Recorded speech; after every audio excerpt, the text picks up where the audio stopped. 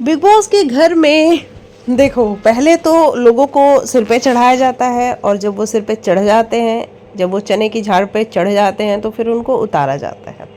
ऐसे में मेकर्स ने ईशा सिंह के साथ किया है बहुत ज़्यादा वाला बुरा। जो ईशा डे वन से आज तक एक्सपोज नहीं हुई।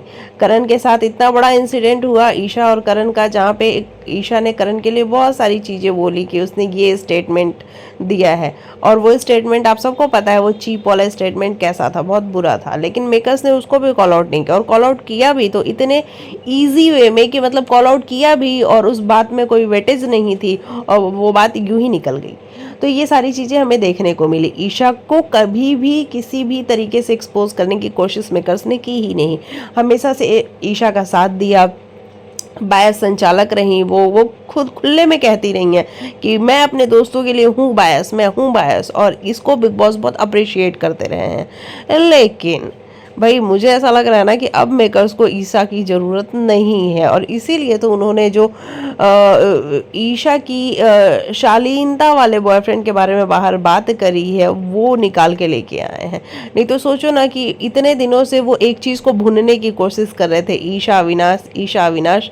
लेकिन जब मेकर्स को क्लियर हो गया कि भैया इनकी जो लव स्टोरी हम बनाना चाहते हैं ये दिखावे के लिए तो कर लेंगे, लेकिन एक्चुअली में कुछ है ही नहीं, उस मोहब्बत में प्यार में कुछ है ही नहीं, तो क्यों ना हम इनके बाहर वाली चीज़ों को एक्सपोज कर दे।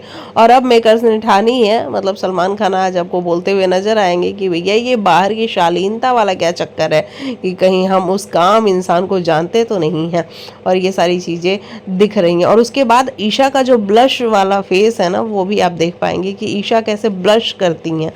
तो भाई देखो, बाहर कुछ भी हो इससे हमें कोई फर्क नहीं पड़ता, लेकिन हमें क्यों बेवकूफ़ बनाया जा रहा था कंटिन्यू, है ना। वो कॉफ़ी वाले डेट पे जाके वहाँ पे वो टिक करना, है ना, और ईशा का इतना इनसिक्योर होना, इतना पजेसिव होना, ये सब क्यों, ये सब कुछ क्यों था। तो मेकर्स ने पल्ला झाड़ लिया है फाइनली ईशा से, और मेकर्स का भी कहना है कि ठीक है, अब हम तुमको हो तुम कुछ दिन के लिए इस घर में, तब तक एक्सपोज अच्छे से कर देंगे, उसके बाद तुम चली जाना।